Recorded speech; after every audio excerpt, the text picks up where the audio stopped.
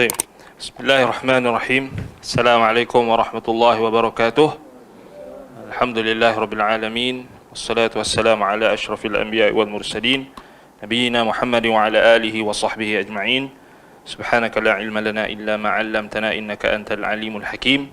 رب اشرح لي صدري ويسر لي أمري واحلل عقدة من لساني يفقهوا قولي ولا حول ولا قوة إلا بالله العلي العظيم. أما بعد. Baik, Alhamdulillah, kita bersyukur pada Allah SWT dengan keizinan, nikmat dan juga limpahan daripada Allah SWT, kita dapat bertemu dalam kuliah Al-Qaulul Mufid ala Kitab Tauhid. Baik, jadi kita berhenti kat mana?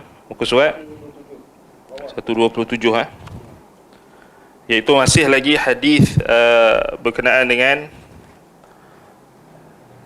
tentang hadis Ibnu Abbas radhiyallahu anhuma, iaitu dalam bab man haqqaqa tauhid dakhala al-jannata bighairi hisab, iaitu hadis Abu Hurairah. Baik, jadi kita berhenti pada perkataan yang ini diperlihatkan Nabi SAW dengan sawadun azim, ini sekelompok besar manusia, iaitu Nabi SAW menyangka itu adalah umatku, fadhanantu annahum ummati, kan? Faqila hadha Musa wa qaumuh, maka dikatakan itu adalah Musa dan kaumnya. Baik, kemudian barulah diperlihatkan satu lagi sawadun azim, sekelompok besar manusia, maka itu barulah umat Nabi Muhammad SAW. Ini 70,000 yang masuk hisab tanpa masuk syurga tanpa hisab dan tanpa azab. Dan setelah Nabi SAW khabarkan hadis tersebut kepada para sahabat, lalu para sahabat pun berbincang sesama mereka. Baik, فدخل منزله فخاض الناس في أولئك الذين يدخلون الجنة بغير حساب ولا عذاب. Itu rasa kita berhenti kat situ, kan?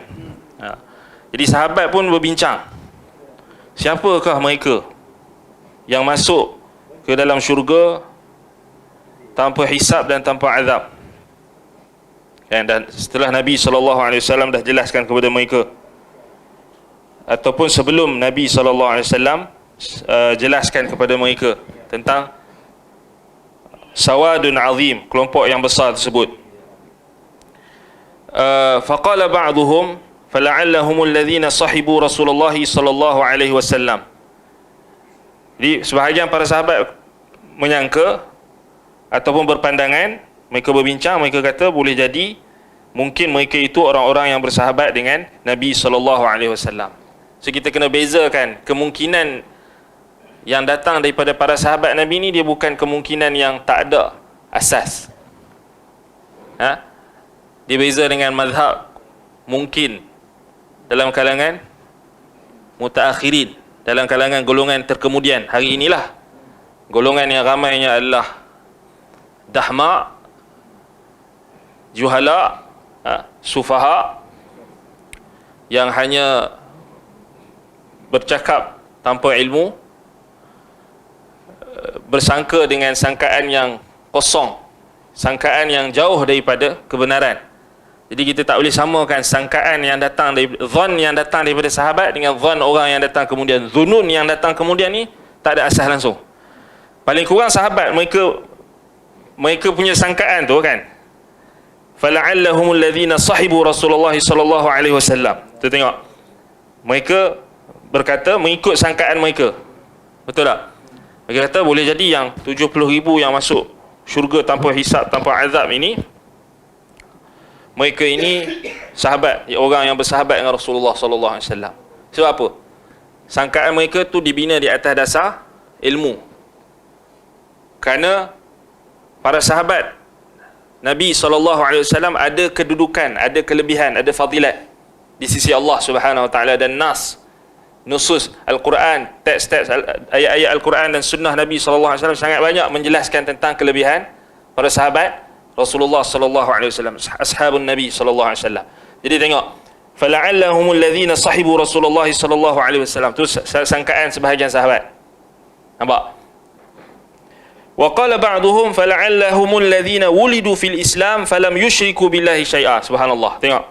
Berkata sebahagian lagi, mungkin mereka itu orang-orang yang lahir di dalam Islam dan tidak mempersekutukan Allah dengan sesuatu apapun. Tengok, zon sahabat, sangkaan sahabat ni semuanya dibina di atas dasar ilmu. Dia bukan sangkaan kita kata yang kosong. Macam orang zaman sekarang ni, mungkin, semua mungkin boleh jadi. Mungkin ada lagi perkara yang Nabi Muhammad tak ajar kat kita, mungkin ada lagi mungkin banyak sangat. Tahu kan mazhab mungkin. Semua kemungkinan. Hadis pun digoreng dengan mungkin, semua mungkin. Itu tak dia pakai. Sebab kita di akhir zaman ni kita kena faham, kan? Di akhir zaman ni kita dah jarak kita dengan zaman nubuwah, kenabian. Kalau ikut hijrah 1445 hijrah, maknanya zaman, memang kita kata zaman yang berlakunya pembohongan, pendustaan, bercampur aduk antara hak dan batil. Ini zaman dia, kan? Ini zaman dia, memang zaman dia. Ini memang fitnah akhir zaman, termasuk dalam fitnah akhir zaman, kan? Baik. Jadi sahabat Nabi, mereka tengok yang kedua tadi, mereka kata fala'allahumul ladzina wulidu fil Islam falam yusyriku billahi syai'a. Ada asas tak sangkaan mereka tu? Ada asas. Kerana orang yang tak mensyirikkan Allah, maka dia akan masuk ke dalam syurga. Antara yang mereka faham, sahabat faham, mereka akan masuk ke dalam syurga. Cuma mereka tak dapat sifat yang tepat, ciri-ciri yang tepat, yang 70,000 yang masuk syurga tanpa hisab dan tanpa azab tu, cuma mereka tak jelas kat situ lagi. Mereka, tapi asas mereka betul lah. Nampak? Fala'allahumul ladzina wulidu fil Islam falam yusyriku billahi syai'a. Subhanallah. Tengok, sangkaan sahabat ni bukan sangkaan semata-mata. Sangkaan mereka dibina di atas dasar ilmu yang telah diajarkan oleh Nabi SAW kepada mereka, yakni tauhid. Satu, mereka tak kata boleh jadi mereka ni adalah orang yang mengangkat bendera sekian-sekian ke. Tak ada, kan? Bendera ada bintang berapa bucu lah pula sekarang ni, kan? Macam-macam. Tak boleh jadi mereka ni orang ini, boleh jadi mereka tak, maknanya mereka memberikan apa pandangan dan sangkaan mereka itu dibina di atas dasar ilmu. Cuba kita tengok yang kedua tu, kan? Dia dah dekat-dekat dah. Sebab apa? Yang 70,000 masuk syurga tanpa hisab, tanpa azab tu memang orang yang tak mensyirikkan Allah, betul tak? Itu confirm. Cuma tepat, ketepatan tu. Sebab itu Nabi SAW jelaskan selepas itu. Kemudian wadzakaru asya'a, maknanya ada lagi pandangan-pandangan sahabat yang lain yang mereka berbincang tentang hadis tersebut.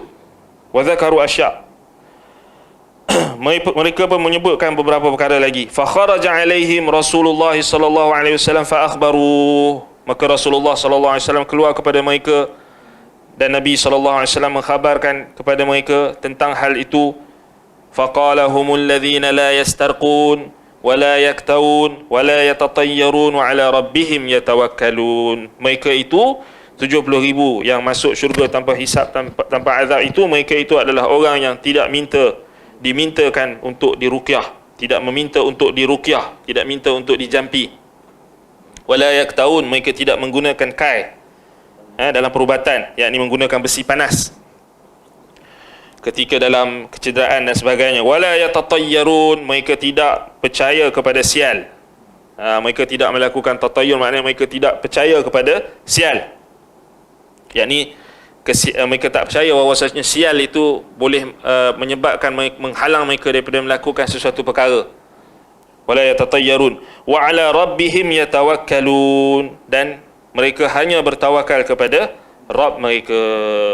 Itu penjelasan Nabi SAW.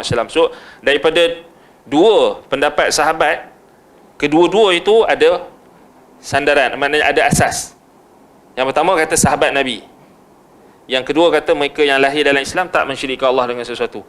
Ada asas. Cuma Nabi SAW yang memberi kata putus. Hakim, pemutus. So, Nabi kata mereka itu orang yang tidak apa?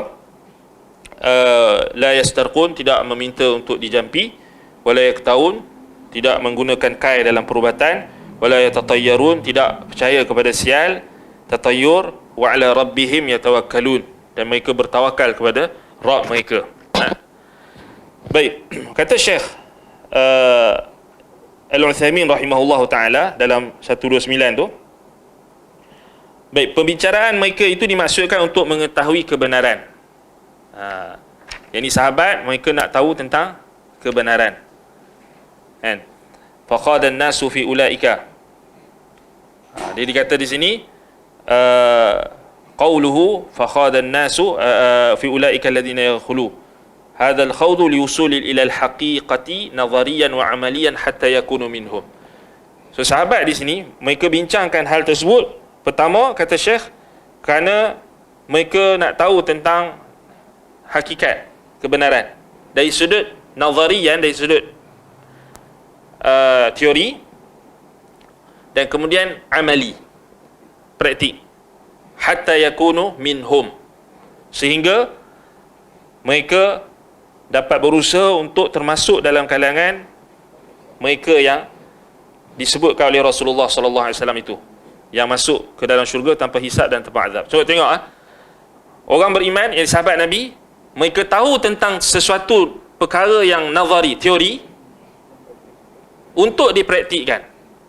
Dan teori itu nazari, apa kita kata janib nazariyah, dari sudut teori, maknanya ilmu, dari sudut ilmi, teori, ia mestilah teori yang berasas, yang disokong oleh fakta, disokong oleh bukti, maknanya disokong oleh dalil.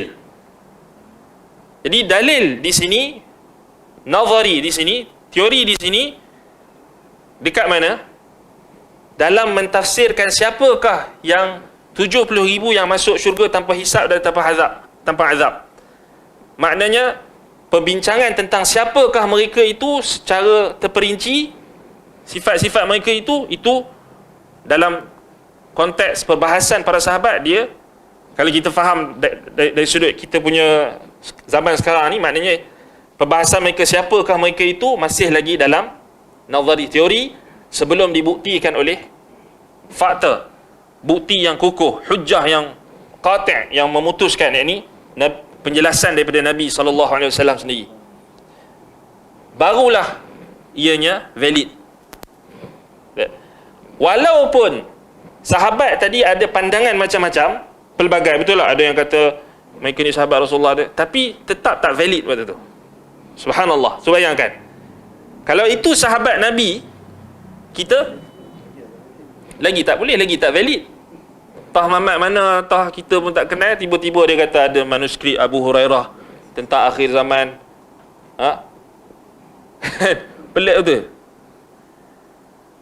Sebenarnya dia bukan tentang apa, manuskrip Abu Hurairah yang kononnya dikatakan ada ditemui di Turki. Sebenarnya bukan baru, lama dah.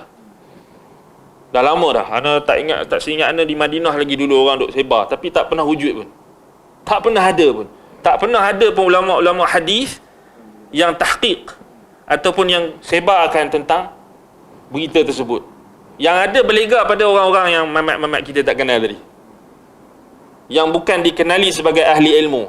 Kalau wujud makhtutat, manuskrip Abu Hurairah tu betul-betul wujud, sebab dakwaan mereka berdalilkan dengan, atau mereka jadikan syubhatnya hadis Abu Hurairah. Pernah kita baca dulu hadis tu dalam kelas kita. Hadis Abu Hurairah radhiyallahu anhu dalam Sahih Al-Bukhari, dalam Kitabul Ilm. Imam Al-Bukhari letakkan dalam bab hifzul ilm, menghafal ilmu. Tu Abu Hurairah radhiyallahu anhu kata, hafiztu min Rasulillah sallallahu alaihi wasallam wi'ain. Aku menghafal daripada Rasulullah sallallahu alaihi wasallam 2 bekas ilmu. So Abu Hurairah kata wi'ain, maknanya daripada hafalan dia yang dia bahagikan dua. Satu aku bathastuhu, ammal wi'a bathastuhu. Satu bekas aku sebarkan. Maknanya hadis-hadis yang Abu Hurairah hafal. Kerana ulama pun bahaskan tentang hadis tersebut, menjelaskan tentang hadis tersebut, menunjukkan Abu Hurairah adalah seorang sahabat yang antara yang paling banyak menghafal hadis-hadis Nabi SAW. Kemudian dalam riwayat yang setelah itu atau yang sebelum itu disebutkan kenapa Abu Hurairah banyak hafal. Kerana doa Nabi SAW. Kerana Abu Hurairah pada asalnya lupa. Abu Hurairah ni asalnya dia pelupa. Kemudian Nabi SAW suruh bentangkan rida, ubsud rida'ak. Kemudian Nabi pun doa kat Abu Hurairah. Kemudian setelah itu Abu Hurairah tak pernah lupa. So maknanya itu karamah. Itu adalah karamah Abu Hurairah dan berkat doa Nabi SAW. Sebab itu Abu Hurairah antara sahabat yang paling banyak menghafal hadis. Kemudian Abu Hurairah bagi tahu faktor kenapa dia banyak hafal. Abu Hurairah bagi tahu sebab sahabat-sahabat lain sibuk dengan urusan pemerintahan, urusan pekerjaan. Abu Hurairah dia tafarruh, dia betul-betul duduk melazimi Nabi SAW. Jadi dia ada banyak masa untuk hafal hadis-hadis Nabi SAW. Jadi Abu Hurairah memang dia lazimi Nabi SAW. Jadi itu. Kemudian Imam Al-Bukhari pun bawa hadis tu, hifdzul ilm. Jadi kita kena faham latar belakang. Dia Abu Hurairah kata, aku hafal wi'ain, hafiztu min Rasulillah sallallahu wi'ain. Aku hafal dua bekas. Maknanya dua bahagian ilmu yang aku hafal daripada Nabi SAW. Satu bahagian aku sebarkan. Aku bathastuhu, katanya maknanya nasyartuhu, aku sebarkan. Kata para ulama syurahul hadis, yang Abu Hurairah sebarkan ini adalah apa sahaja yang berkaitan dengan hukum hakam syariat. Hukum hakam syariat yang wajib Abu Hurairah sampaikan. Wa ammal akhar, adapun satu lagi bekas, walau bathastuhu laquti'a bul'um, atau laquti'a hadha bul'um. Satu lagi bekas kalau aku sebarkan, maka akan dipotong urat leherku. Maknanya aku boleh diancam untuk dibunuh. Aku boleh dibunuh. Apa maksud dia? Apa maksud dia? So, kalau kita tengok balik, kalau kita tengok riwayat yang lain yang menjelaskan Abu Hurairah sebenarnya, kenapa dia cerita hadis tu dekat perawi, yakni tabi'in, dekat anak-anak murid dia? Sebab Abu Hurairah dia faham daripada ayat surah Al-Baqarah, innal ladzina yaktumuna ma anzalna minal bayyinati wal huda min ba'di ma bayyanahu lin-nasi fil kitabi ulaika yal'anuhumullah wa yal'anuhumul la'inun. Orang-orang yang menyembunyikan, yaktumuna ma anzalna minal bayyinat, orang yang menyembunyikan apa yang kami turunkan, Allah kata minal huda, daripada petunjuk, wal bayyinat min ba'di ma tabayyana lahu lin-nas, setelah Allah Ta'ala telah jelaskan kepada manusia, yakni Nabi SAW telah jelaskan, ulaika yal'anuhumullah, mereka itu dilaknat oleh Allah dan dilaknat oleh orang-orang yang melaknat. So Abu Hurairah baca ayat tu, dia takut. Dia takut termasuk dalam kalangan orang yang menyembunyikan ilmu.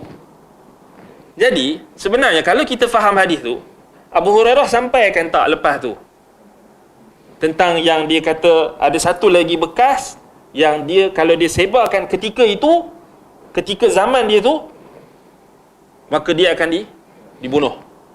Kita kena faham juga, kena tengok juga zaman Abu Hurairah tu fitan. Maknanya berlaku fitnah-fitnah yang besar dalam kalangan sahabat. Antaranya adalah fitnah yang terbesar, pembunuhan Sayyidina Uthman bin Affan radhiyallahu an. Kemudian maqtal cucunda Nabi SAW, Al-Husain, dan sebelumnya Sayyidina Ali terbunuh. Fitnah yang dahsyat, kan? Kemudian fitnah Abdullah bin Zubair. Semua tu dalam sejarah, dalam limpahan sejarah. Baik, poinnya di sini, syurahul hadis, antaranya Al-Hafiz Ibn Hajar Al-Asqalani rahimahullah dalam Fathil Bari, memang beliau ada sebut, beliau sebut apa yang disebarkan oleh Abu Hurairah itu adalah apa yang melibatkan hukum hakam syariat. Itu memang disebut oleh Al-Hafiz Ibn Hajar. Okay, disebut dekat sini, kita baca. Wa hamala al-ulama al-wi'a' alladhi lam yabuthuhu 'ala al-ahadith allati fiha tabyin asami umara'i su' wa ahwalihim wa zamanihim. Para ulama memahami wi'a' bekas yang satu lagi. Wi'a' kat sini tak semestinya tulisan, kan? Boleh jadi dia adalah apa? Maksudnya wi'a' ni wadah hati. Setengah orang dia faham wi'a' tu, dia kata ada bekas. Mana Abu Hurairah tulis semua? Tak. Sebab Abu Hurairah hafal. Sebab tu Imam Al-Bukhari tak faham daripada hadis tu Abu Hurairah tulis. Imam Al-Bukhari letak dalam bab hifdzul ilm. Maksudnya Abu Hurairah tak tulis pun. Kat situ kita boleh bantah golongan yang kata ada manuskrip tu. Macam mana datang manuskrip pula Abu Hurairah tak tulis? Wi'a' di situ tak semestinya ada bekas. Wi'a' ni orang Arab gunakan juga untuk menunjukkan hati, hafal. Wi'ain, aku hafal 2. Bekas ilmu maknanya hati aku ni hafal 2. Aku bahagikan 2. Ada yang aku sebarkan dan ada yang aku tak sebarkan. Sebab doa Nabi SAW kepada Abu Hurairah adalah kekuatan hafalan. Dia berbeza dengan sahabat lain, macam kalau mereka dakwa manuskrip datang daripada Abdullah bin Amr bin Al-As, mungkin boleh consider, menunjukkan mereka cerdik sikit. Tapi ni menunjukkan mereka tak cerdik juga. Maknanya mereka tak faham bab dalam Sahih Al-Bukhari tu. Imam Al-Bukhari letak bab hifdzul ilm, bukan kitabatul ilm kat situ. Itu kita bantah satu, kan? Jadi dia tengok, Ibn Hajar kata alladhi lam yabussuhu 'ala al-ahadith allati fiha tabyin asami umara'i su'i wa ahwalihim wa zamanihim. Jadi ulama faham hadis ni, satu bekas ataupun satu bahagian yang tidak disebarkan oleh Abu Hurairah. Hadis-hadis yang ada di dalamnya penjelasan nama-nama pemimpin-pemimpin jahat, keadaan-keadaan mereka dan zaman mereka. Wa qad kana Abu Hurairah yukanni an ba'dihi wa la yusarrihu bihi khaufan ala nafsihi minhum. Abu Hurairah hanya memberi gelaran kepada mereka pada sebahagiannya dan tidak menyatakan secara jelas, tak tasrih, tak secara jelas, kerana Abu Hurairah takut dia tadi dibunuh. So maksudnya apa? Maksudnya itu berlaku pemimpin-pemimpin yang ada pada zaman Abu Hurairah. Yang ni Abu Hurairah wafat bila? Sampai wafat Abu Hurairah dalam 58 atau 59 Hijrah, lebih kurang. So ketika itu zaman apa? So kita kena tahu pula. Tak boleh kita ikut je orang yang geng-geng TK ni, dia main hentam je, dia tak tahu pula zaman bila. So maknanya, sebab itu kata Ibn Hajar, Abu Hurairah tak ceritakan nama-nama mereka itu secara tasrih. Maknanya pemimpin-pemimpin tu hidup pada zaman Abu Hurairah. Kalau kita tengok balik, mereka ni dalam kalangan Bani Umayyah. Dalam Bani Umayyah. Dan ada gelaran-gelaran yang Abu Hurairah bagi kat mereka ni yang tak ditasrihkan. Tapi sebenarnya, kalau kita tengok balik, Abu Hurairah ada berapa orang anak murid? Kita kena ni pula. Kita kena siasat lagi. Tak boleh terima macam tu saja. Kalau ikut Al-Hafiz Ibn Hajar Al-Asqalani rahimahullah, bilangan tabi'in yang riwayatkan daripada Abu Hurairah dalam lebih 100 ataupun 80. Lebih kurang 80 ke 100. Bawah dari 100. Al-Hafiz Ibn Hajar sebut. Baik, cek satu persatu nama perawi daripada Abu Hurairah. Bukan kita tak boleh cek. Kalaulah kata manuskrip tu ada, sudah tentu 80 orang tabi'in yang riwayat hadis daripada Abu Hurairah akan sebarkan. Kalau kata mereka ada, atau kalau kata benda manuskrip tu ada, mereka orang pertama yang akan cari. Ataupun orang yang datang zaman lepas mereka, tabi'in, anak murid mereka akan cari.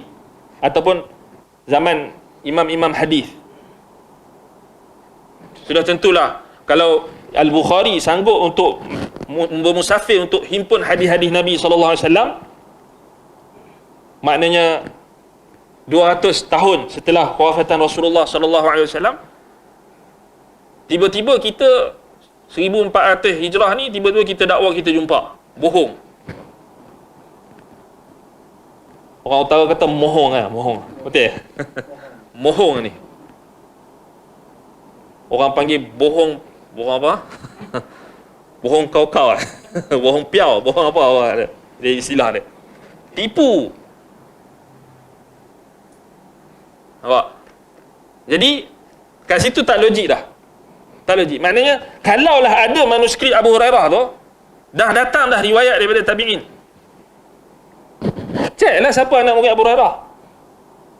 Sebab tu kita bila dengar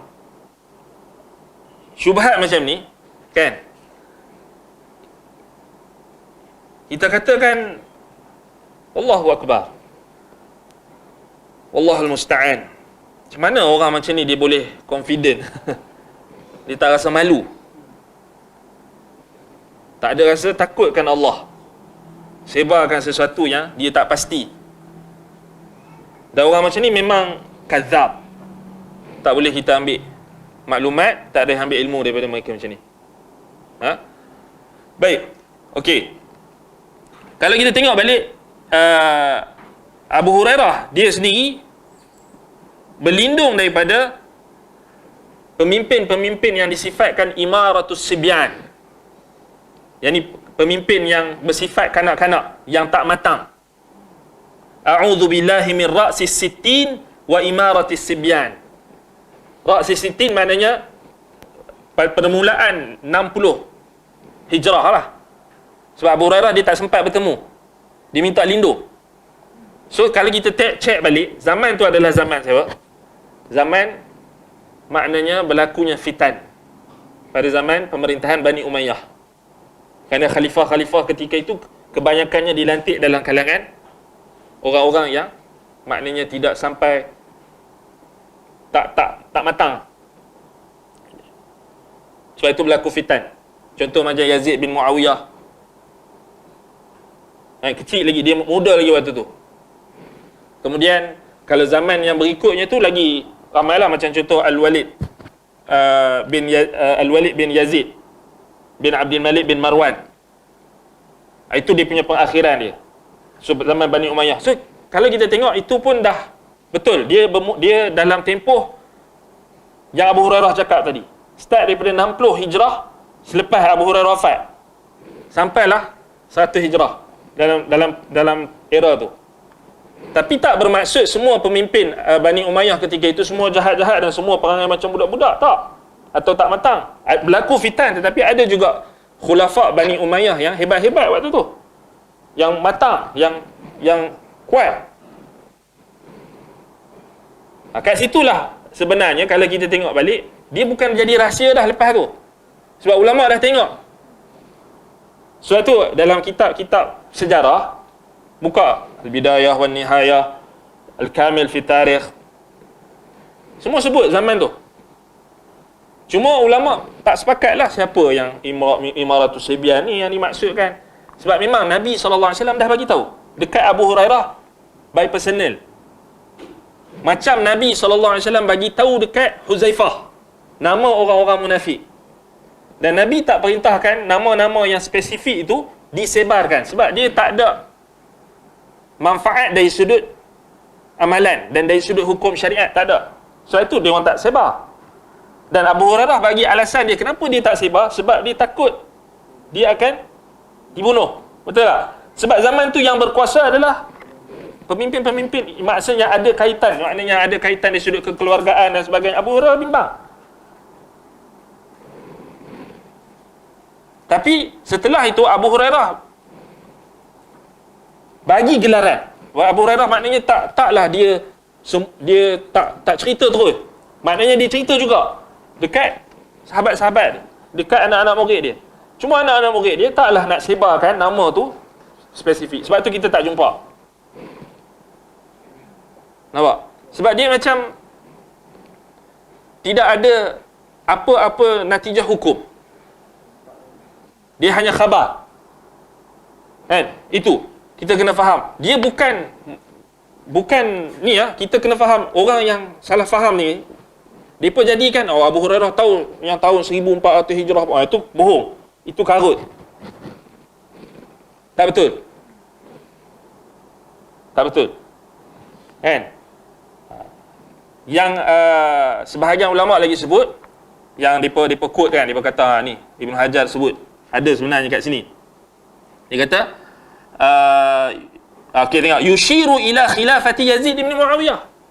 So Abu Hurairah mengisyaratkan kepada pemerintahan Yazid bin Muawiyah. Sebab zaman Yazid bin Muawiyah tu berlaku fitnah yang besar, iaitu pembunuhan cucunda Nabi SAW, Al-Husain. Kat situ kan, li'annaha kanat sanata 60 min al-hijrah, kerana berlaku peristiwa itu dalam tempoh 60 hijrah, tahun 60 hijrah. Wastajaba Allahu du'a Abi Hurairah famata qablaha bi sanah. Allah mustajabkan doa Abu Hurairah. Abu Hurairah meninggal setahun sebelum peristiwa itu berlaku, dalam 59 hijrah sebahagian ulama sebutkan. Kalau ikut Ibn Hajar dia kata 59. وستأتي الإشارة إلى شيء من ذلك أيضا في كتاب الفتان إن شاء الله تعالى. Dan akan datang juga penjelasannya tentang hal ini, sesuatu tentang hal ini dalam Kitabul Fitan. Sebab tu sebahagian apa dia ulama hadis, Al-Bukhari sendiri letakkan dalam Kitabul Fitan. So ni dia bukan fitnah akhir zaman, maknanya spesifik, maknanya lepas zaman Abu Hurairah hidup pun Abu Hurairah boleh tahu siapa yang akan jadi pemimpin apa semua yang macam yang sekarang ni. Dia cakap sampai tahap dia kata Amerika pun Abu Hurairah tahu apa semua. Ngarut. Kan? Itu naratif yang sesat. So ulama hadis tak faham macam tu. Maknanya dia faham yang Abu Hurairah tahu tu dalam lingkungan fitnah, maknanya yang spesifik hanya sampai 60 hijrah tu je. Adapun tanda-tanda akhir zaman, yang tentang tanda-tanda akhir zaman yang kita dah baca dalam hadis-hadis yang sahih, itu memang Abu Hurairah riwayatkan. Tanda-tanda yang umum dan tanda-tanda yang agak spesifik juga, tapi tak melibatkan individu, tak melibatkan yang banyak. Nampak? Baik.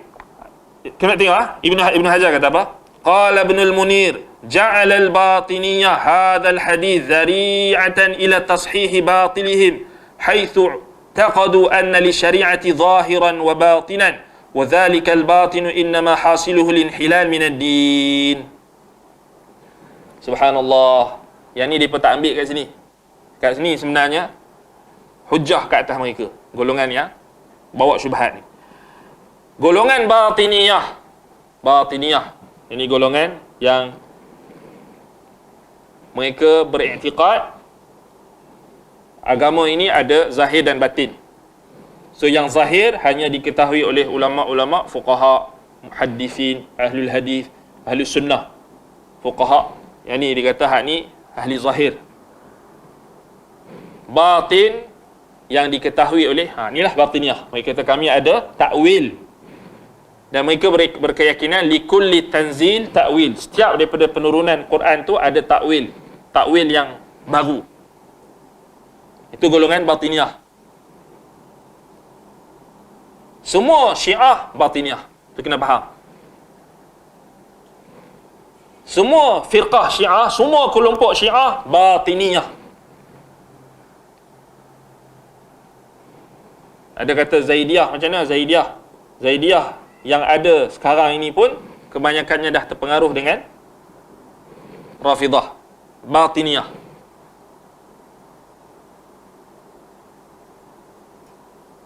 Baik. Jadi tengok hadis ini kata Ibnul Munir. Ibnu Hajar nukilkan daripada Ibnul Munir atau Ibnul Munayir. Dia kata golongan batiniyah menjadikan hadis ini sebagai zari'ah, jalan untuk membenarkan kebatilan mereka, di mana mereka beriktikad bahawasanya bagi syariat itu ada zahir dan batin,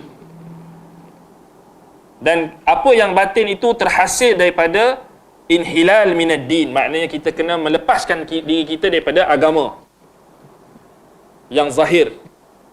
Maknanya kita ada batin, kita ada benda yang baru yang tak disampaikan oleh Nabi SAW, yang dirahsiakan. So batiniah memang suka macam ni. Macam mana hadis Ali, dia berkata Ali rahsia Nabi, pemegang rahsia Nabi. So Ali ada something yang dirahsiakan, ada ilmu yang tertentu yang dirahsiakan. Dan begitu juga mereka taujihkan hadis Abu Hurairah ni, mereka kata tengok Abu Hurairah ada rahsiakan something. So golongan yang bawa syubhat ni mereka tak sedar. Anda rasa mereka tak sedar kot. Mereka bukan niat nak jadi batiniah, tapi mereka tak sedar sebab mereka syok sangat. Mereka tak sedar sebenarnya mereka dah menempuh jalan batiniah. Sebab dia akan bawa last sekali, ada something yang Nabi tak bagi tahu lagi. Ya, ada rahsia. Kamu mengaji dengan ustaz-ustaz yang zahir ni, ustaz-ustaz yang ni mengaji ni biasa-biasa, tapi kalau kamu jumpa ustaz kami, ketua kami, pemimpin kami, dia ada rahsia. Isi dalam. Kan? Yang itu biasa-biasa, yang ni dia tahu lagi lebih. Ini batiniah punya style. Batiniah ni lebih kufur daripada Yahudi dan Nasrani, kata Syekhul Islam Ibn Taymiyah rahimahullah. Batiniah ni memang mereka inhilal minad din, mereka tak mau ikut agama sebenarnya. Saya dalam akhir zaman kan, dalam peristiwa akhir zaman ni, anda boleh katakan ramai dalam kalangan orang yang bincang tentang akhir zaman sekarang ni, mereka dah terikut batiniah tanpa sedar. Yalah, duk mengaji, duk cerita tentang Dajjal je, kelas tentang akidah, sifat-sifat Allah pun tak pergi, tak tahu. Kalau kita tanya kan, kalau try tanya, tak tahu. Dia duk kalut dengan sifat Dajjal. Kita pun tak tahu nak sembah apa. Nabi SAW kata kat sahabat, inna rabbakum laysa bi'a'war. Tuhan kamu tidak buta mata sebelah. Nabi SAW ajarkan sahabat tentang sifat-sifat Allah. Nabi ceritakan kepada sahabat, Dajjal ini bukan untuk kita kata takhwif, yakni untuk memberikan ketakutan, menimbulkan ketakutan yang dahsyat kepada para sahabat, tapi inzar. Nabi bagi amaran, peringatan. Beza kita hari ni, orang yang cakap pasal Dajjal banyak ni, beza dia takut-takutkan orang dengan Dajjal tu, sampai tahap Dajjal tu macam Tuhan dia.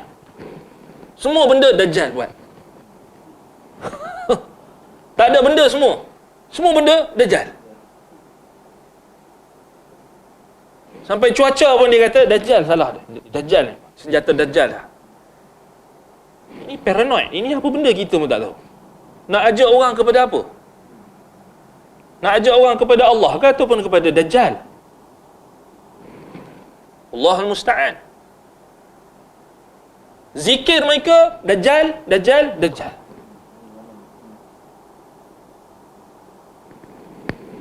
Patutnya kita katakan zikir ahli sunnah, ahli tauhid ni la ilaha illallah, seru kepada Allah, seru kepada tauhid, suruh orang takutkan Allah.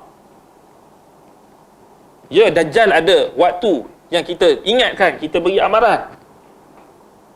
Tetapi bukan para sahabat. Cuba tengok dalam kitab hadis. Dajjal ini dalam Kitabul Fitan yang terakhir.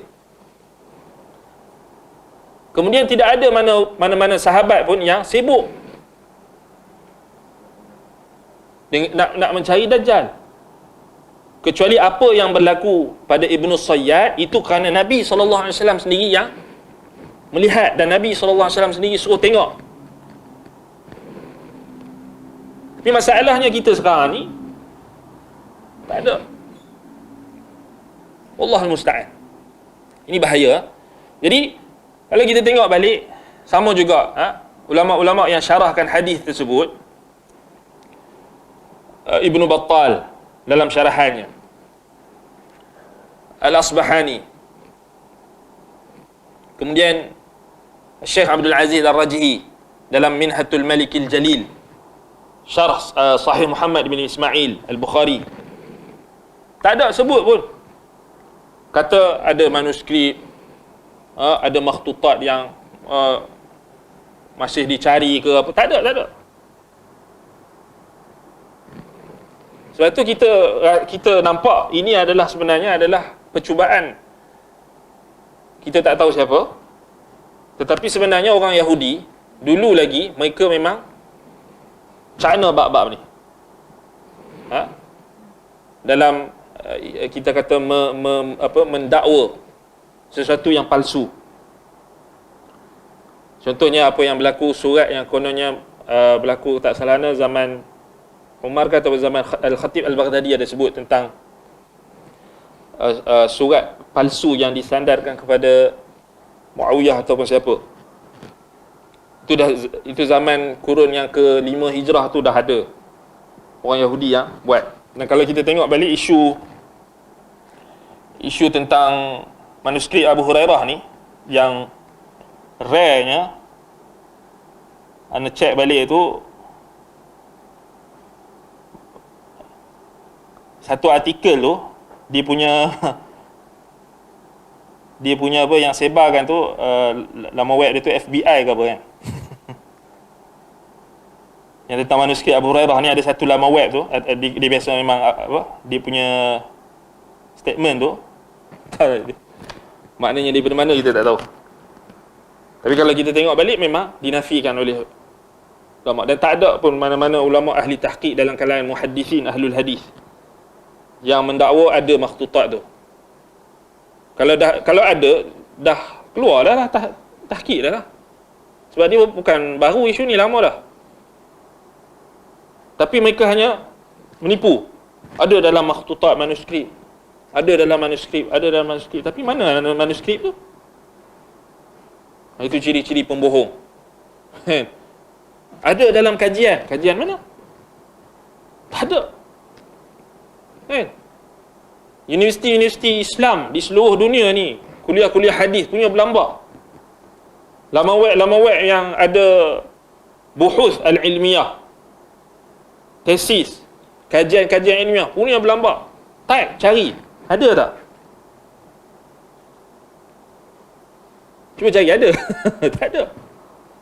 Yang ada link-link yang hanya sebut benda tu. Ada manuskrip dikatakan ada manuskrip Abu Hurairah dikatakan apa, itu bukan fakta. Ini kita kata mengarut Jadi itu kita jawab lah. Kan?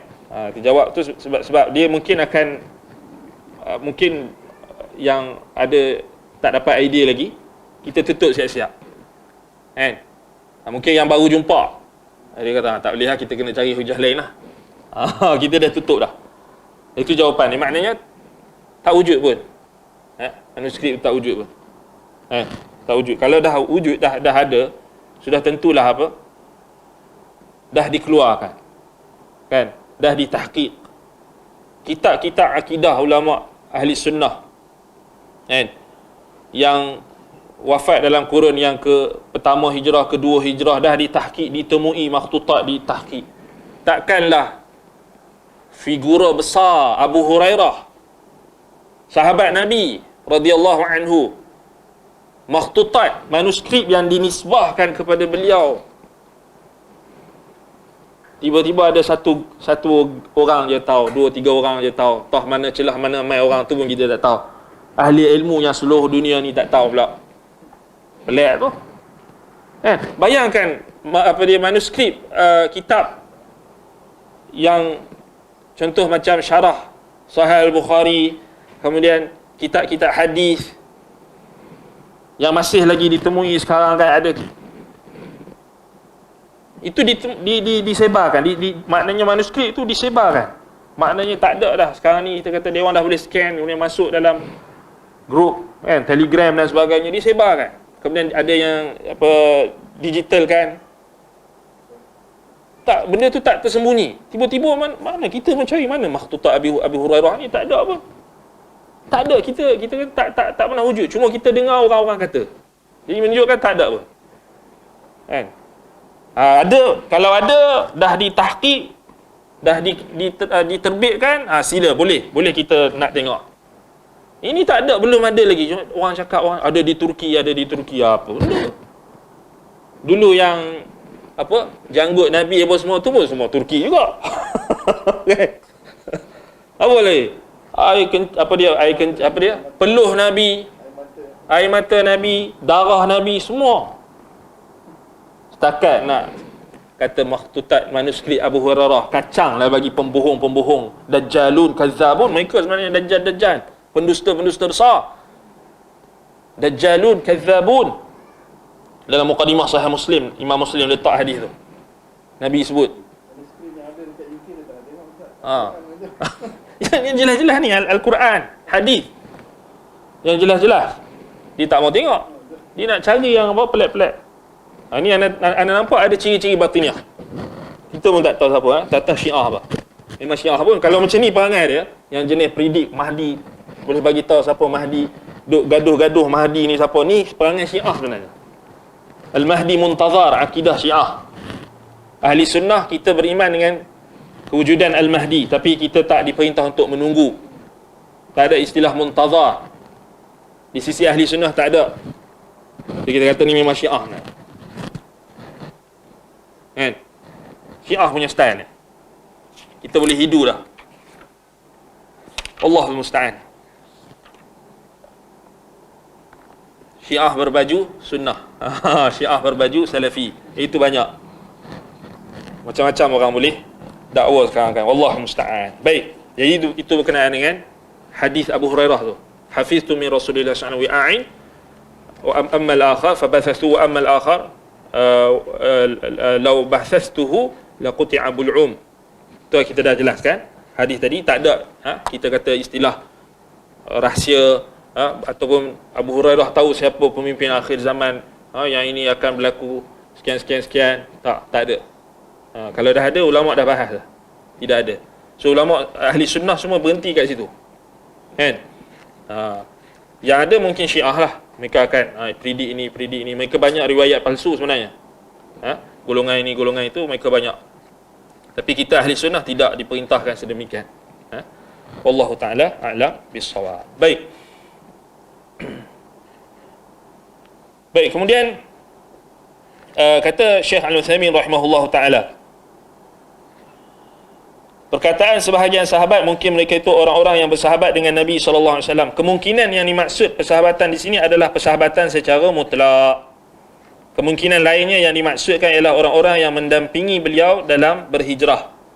Kemungkinan ini dikuatkan oleh alasan bahawa jika yang dimaksud adalah persahabatan secara mutlak, tentu para sahabat menjawab, nahnu, kan? Kamilah orangnya. Kalau persahabatan secara mutlak, sudah tentulah apa? Para sahabat akan kata, kamilah nahnu, kamilah yang dimaksudkan oleh Nabi SAW. Tetapi maknanya mereka melihat ada maksud yang khusus. Buktinya perkataan Rasulullah SAW kepada Khalid bin Al-Walid, janganlah kalian mencela sahabat-sahabatku, la tasubbu ashabi. Kerana yang dimaksudkan adalah orang-orang yang menyertai beliau dalam berhijrah. So ketika Khalid bin Al-Walid radhiyallahu anhu ada bertelagah dengan berbeza pendapat dengan Umar dalam satu isu, maka Nabi SAW ingat Khalid, la tasubbu ashabi, jangan kamu cela para sahabatku. So yang dimaksudkan dengan sahabatku di situ adalah muhajirin. So antaranya Umar, ataupun ada isu Khalid bin Al-Walid ada beberapa isu dengan beberapa orang sahabat, khilaf sesama mereka dalam pentadbiran. Baik. Kerana dimaksudkan oleh yang dimaksudkan adalah orang-orang yang menyertai beliau dalam berhijrah. Hanya sahaja kemungkinan ini terbantah fakta bahawa kaum muhajirin jumlahnya tidak mencapai 70,000. Cuma itu fakta dia. Sementara kemungkinan pertama terbantah oleh alasan bahawa para sahabat jumlahnya lebih daripada 70,000 orang. Kalau yang pertama pula, yang secara mutlak pula, tak tepat juga, sebab sahabat Nabi lebih daripada 70,000, kan? Yang hadir ketika Fathu Mekah berapa? Kau ingat? 120,000 kan? 120,000 lebih. Dan sahabat lebih lagi. Kan? Jadi maknanya kalau kita mutlakkan para sahabat, maknanya dia tak tepat juga.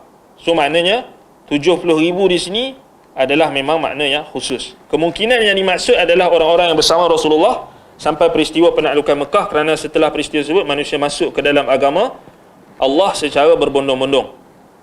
Permasalahan ini kata Syekh kata di sini, wa hadhihi al-mas'alah tahtaju ila muraja'atin akthar. Masalah ini perlu kita rujuk lagi, rujuk lebih. Baik. Qauluhu alladhina wulidu fil Islam. Perkataan sebahagian sahabat, mereka itu adalah fala'allahu, mereka itu mungkin mereka itu orang yang lahir dalam Islam dan tidak mempersekutukan Allah dengan sesuatu apapun. Maksudnya mereka yang orang-orang yang lahir setelah kenabian dan masuk Islam. Jumlah mereka ni ramai sebenarnya. Andaikan kita mengatakan bahawa mereka ini adalah sahabat yang lahir dalam Islam, maka jumlahnya tidak mencapai 70,000. Ma balaghu 70,000. Wa haula kathirun walau qulna wulidu fil Islam min as-sahaba ma balaghu 70,000. Takkan sampai 70,000 yang Nabi sebut 70,000 yang masuk syurga tanpa hisab dan tanpa azab ni, dia lebih. Kan?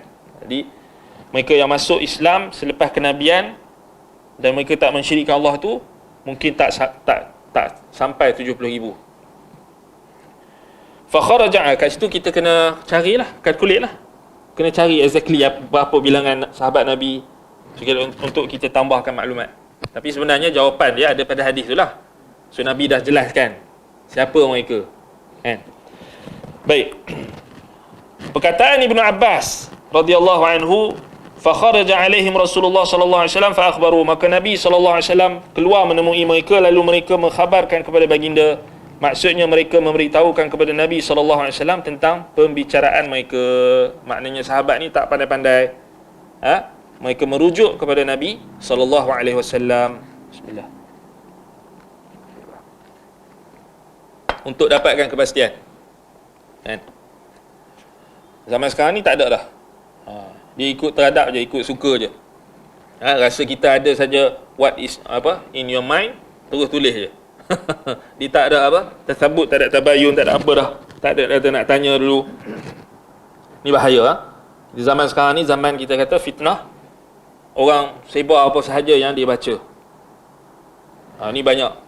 Kita tengok dia tidak tapis dulu dan dia tidak tanya dulu. Dia tidak selidik dulu. Ni bahaya. Qauluhu la yastarqun fi ba'di riwayati Muslim la yarqun. Ini yang anda sebut sebelum ni. Baik, perkataan Nabi sallallahu alaihi wasallam, sabda Nabi sallallahu alaihi wasallam, la yastarqun, tidak meminta diruqyah. Ini sifat mereka. Disebutkan dalam salah satu riwayat Muslim la yarqun. Namun riwayat ini keliru sebagaimana yang dikatakan oleh Syekhul Islam Ibn Taymiyah, kerana sesungguhnya Rasulullah sallallahu alaihi wasallam pernah meruqyah. Baginda juga diruqyah oleh malaikat Jibril dan Aisyah. Demikian pula para sahabat dulu mereka biasa meruqyah. Kalau riwayat Imam Muslim tu kita terima, kata la yarqun, dia kontradik dengan perbuatan Nabi. Sebab Nabi pernah ruqyah dan pernah meruqyah. Nabi pernah meruqyah dan Nabi SAW pernah juga diruqyah oleh malaikat Jibril dan isterinya Aisyah. Kan? So kat sini kita tengok dalam footnote tu. Dalam hadis Al-Bukhari, kitab At-Tib, bab ruqyatun Nabi sallallahu alaihi wasallam. Imam Al-Bukhari letakkan bab ruqyatun Nabi. So Nabi sendiri pernah jampi. Dan Nabi sendiri pernah dijampi oleh Jibril, malaikat Jibril, dan juga Ummul Mukminin Aisyah radhiyallahu anha. So maknanya, sebab tu Syekhul Islam Ibn Taymiyah kata riwayat Muslim tu la yarqun, tidak menjampi, keliru. Ghalat dekat situ. Ini kata Syekh Al-Utsaimin, dikata kat sini khata'un, hadhihi riwayah khata'un, salah. Kama qala Syekhul Islam Ibn Taymiyah. So maknanya nak kata khata' ni pun bukan calang-calang lah. Orang yang Standard dia seperti Syekhul Islam Ibn Taymiyah rahimahullah, Ahlul Hadis. Ibn Taymiyah dia hafal Musnad Imam Ahmad. Kan? Musnad Imam Ahmad dalam kepala dia. Syekhul Islam Ibn Taymiyah rahimahullah. Dan sampai dikatakan oleh murid-murid Ibn Taymiyah, kalau hadis itu tak diketahui oleh Ibn Taymiyah, maka dia bukan hadis. So maknanya nak bagi tahu isti'ab, keluasan ilmu.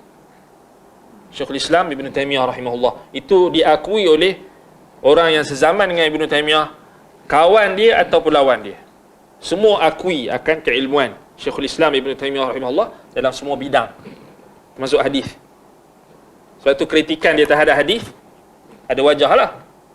Maknanya ada nilai. Kita ni tak ada nilai pun. Kita kata salah ni, siapa kata? Kamu. Tak ada nilai. Kan? Saya berijtihad. Siapa kamu berijtihad? Saya rasa pandangan saya rasa ini. Tak boleh. Tak ada nilai kan? Tapi ni Syekhul Islam, Syekh Al-Utsaimin rahimahullah, dinukilkan kritikan Syekhul Islam Ibn Taymiyah rahimahullah. Jadi lafaz yang Muslim tu, la yarqun tu khata', silap. Boleh jadi silap dalam tulisan, ada dalam salinan, itu semua ada kemungkinan. Ataupun silapnya datang daripada dhabit perawi, maknanya daripada kesalahan perawi. Biasa. Sebab itu perlukan kepada tahqiq. Kan?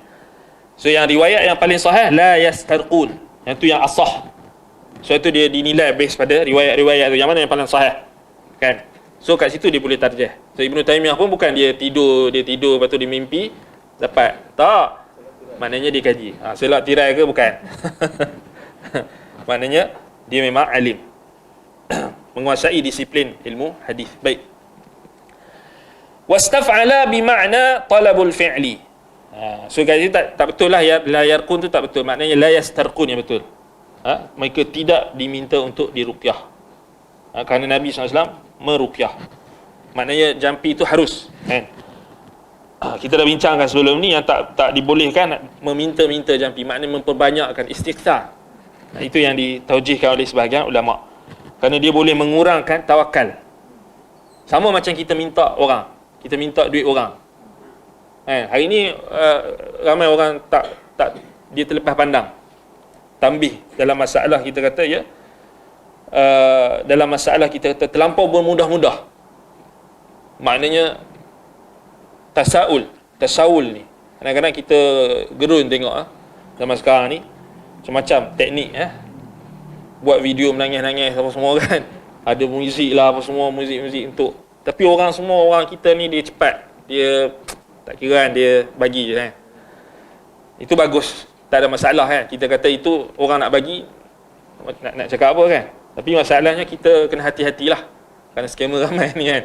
Kena hati-hati. Kita yang mengaji sunnah ni, kita kena pilih lah. Maknanya kita nak bagi infak apa semua pun, kita kena tengok. Maknanya betul-betul bermanfaat untuk manfaat sunnah, untuk manfaat untuk orang yang sebarkan tauhid, orang sebar yang betul. Kadang-kadang kita tengok bahaya sekarang ni, bila bermudah-mudah, maknanya tak ada rasa malu. Jadi sampai orang anggap maknanya orang agama ni maknanya hanya meminta-minta duit orang. Itu kita kena elakkan, kurangkan dan elakkan. Wallahul musta'an wa alaihi at-tuklan. Baik. Di dalam keadaan kita kata minta secara jelas kan, maknanya apa benda tujuan infak, kitab apa semua itu jelas, tak ada masalah. Tapi kadang-kadang ni yang datang dengan kita pun tak tahu kan, maknanya datang dengan mendesak-desak dan anda nampak buat video dalam keadaan menangis-nangis, gunakan anak budak-budak tahfiz ni merayu-rayu, kemudian ada yang buat doa lah kan, macam-macam lah sekarang ni tengok. Itu nampak macam ada maksud, kita kata ilhafa. Ilhafa ni mendesak-desak. Itu kita tengok balik ilhafa. So dari sudut bahasa Arab, ilhafa ni maknanya dia, ilhaf ni kalau kita tengok dari sudut bahasa Arab, dia maknanya dia maksud meliputi. Maknanya orang tu dia minta tu, mendesak-desak tu maknanya, kalau kita tengok dari sudut kaitan dia dalam Quran Allah kata la yas'aluna an-nasa ilhafa. Orang yang fuqara, yang betul-betul fakir ni, dia tak minta harta benda orang dengan mendesak-desak. Yahsabuhumul jahilu aghniya. Orang kaya ataupun orang jahil, orang munafik sangka mereka ni kaya. Sebab tengok cukup, relax, tapi sebenarnya kau fakir. Itu sebenarnya fuqara zaman Nabi. Fuqara maknanya yang muhajirin.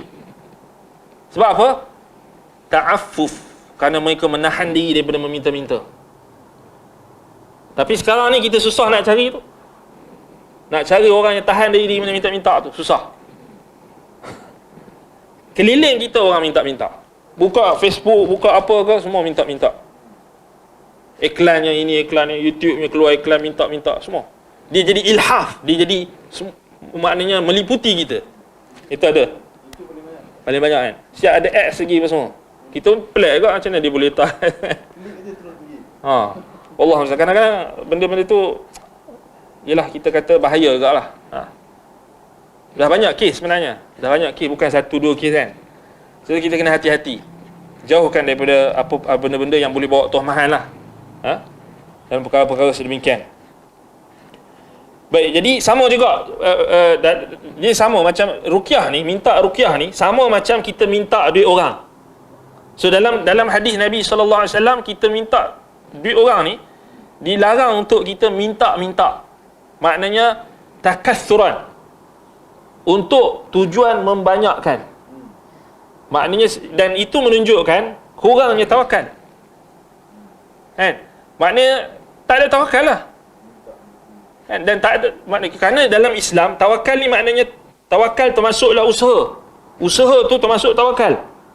So ahli sunnah faham tawakal ni dia tak terpisah daripada usaha. So kadang-kadang kita pelik juga kalau sampai tahap kita asyik minta,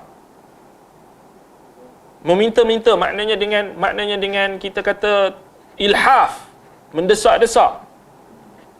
Antara wajah menilhaf ni juga mendesak-desak, antaranya adalah dengan kita keluarkan kenyataan-kenyataan yang macam bentuk ancaman ataupun macam bentuk kepastian tentang sesuatu perkara itu confirm diterima. Infaklah ke tempat kami ni, confirm masuk syurga, contohlah. Tapi tak kata tu, nak selamat tak daripada api neraka, confirm infaklah kat sini. Dia kadang menimbulkan ketakutan kepada orang. Itu juga kalau kita berlebihan tu, kita bimbang masuk dalam ilhaf yang Allah Ta'ala sebut orang yang sebenarnya fuqara tu dia tak minta dengan mendesak-desak. Maknanya praktikalnya kalau kita nak minta bantuan dan sebagainya, kita bagi tahu dengan jelas, dan kita tak perlu pun nak kena menangis-nangis ke, maknanya buat video kan menangis-nangis merayu-rayu, tak perlu. Ada orang nak bagi, insya-Allah orang akan bagi. Allah Ta'ala akan tolong. Rezeki Allah Ta'ala dah tentukan. Kan? Allah akan gerakkan hamba-hamba. Jangan kita terbiasa dengan duk fikir tentang tu, bahaya. Dia sama macam ruqyah ni. Sebab tu benda ni dia berlawanan dengan konsep tawakal. Sebab tu Nabi SAW kata la yastarqum wa la yaqtaun wa la yatatayyarun wa ala rabbihim yatawakkalun.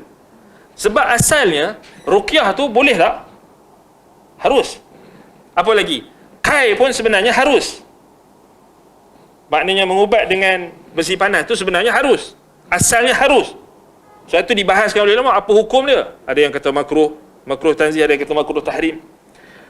Cuma yang last tu tatayyur tu memang haram. Yang tu tak harus pun.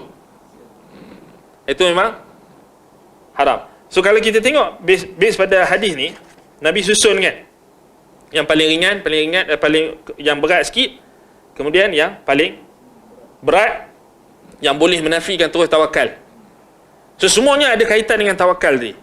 Wa ala rabbihim yatawakkalun. Sebab apa 70,000 yang masuk syurga tanpa hisab dan tanpa azab ni, mereka masuk syurga tanpa hisab dan tanpa azab sebab mereka bertawakal kepada Tuhan mereka.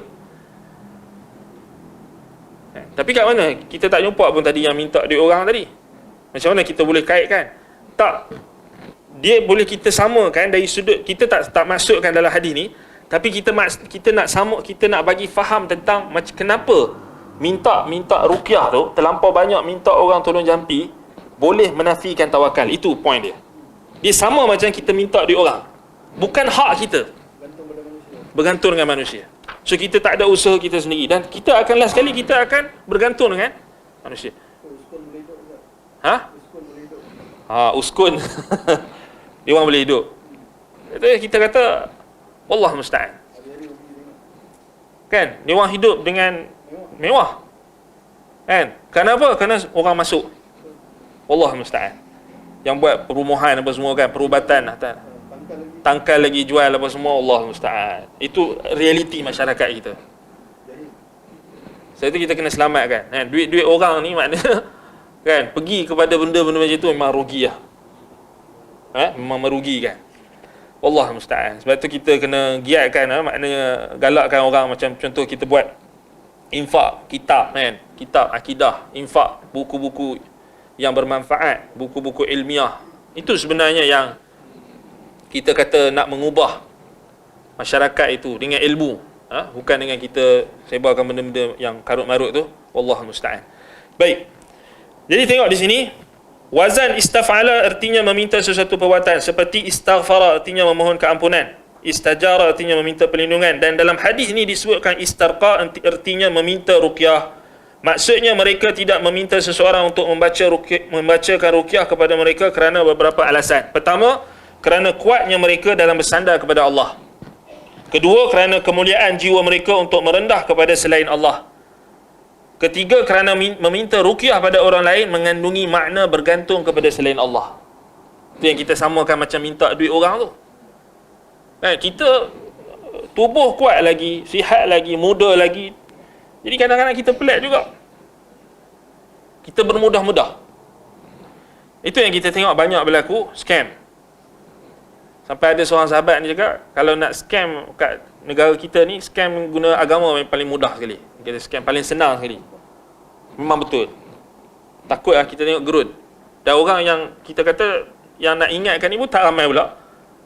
Sebab itulah kita kata pasal orang dah hidup dalam macam tu keadaan dia. Kan? Allah musta'an. Kalau kita tegur orang kata ni dengki lah apa semua macam tu. Standard tu. Rezeki, dia kata ni rezeki orang kan. Rezeki masing-masing. Tak, masalahnya kita katakan rezeki itu diperolehi dengan cara yang halal atau haram. Dengan cara yang syubhat ataupun cara yang jelas. Ini masalah yang scam duit orang ni. Menipu kan. Allah musta'an. Bayangkan Nabi SAW kata orang yang minta duit orang takassuran untuk memewahkan poketnya, untuk memenuhkan poketnya, hakikatnya dia minta bara api daripada api jahannam. Falyastaqil aw liyakthir. Nabi kata sikit atau banyak sama saja. Kalau kita faham hadis tu, takut kita. Masalahnya orang tak faham ramai. Minta duit orang maknanya untuk mewah-mewah. Untuk bukan hak. Kita dah cukup. Minta tu untuk tambah, untuk mewah, untuk tamak. Kan? Bercuti sana, keluar bercuti sini kan, beli mewah sini, mewah sana. Bayangkan, Nabi SAW sikit ataupun banyak, bara api jahannam.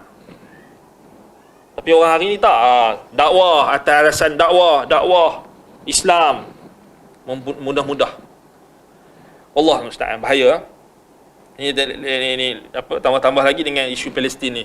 Lagi. Semua. Allah musta'an. Itu satu lagi. Itu kena hati-hati. Baik. Wala yaktaun. Sabda Nabi SAW, mereka tidak minta dikai. Maknanya pengubatan dengan meletakkan besi panas pada luka. Baik, kita dah habis waktu ke? Dah. Baik, jadi kita berhenti setakat ni. Muka surat 131. InsyaAllah naktafi bihadzal qadar. Kita sambung pada akan datang. Aqulu qawli hadza wa astaghfirullah li wa lakum. Subhanakallahumma wa bihamdika asyhadu an la ilaha illa anta astaghfiruka wa atubu ilaik. Wa sallallahu ala Muhammad wa ala alihi wa sahbihi wa baraka wa sallam. Alhamdulillahirabbil alamin. Wassalamu alaikum warahmatullahi wabarakatuh.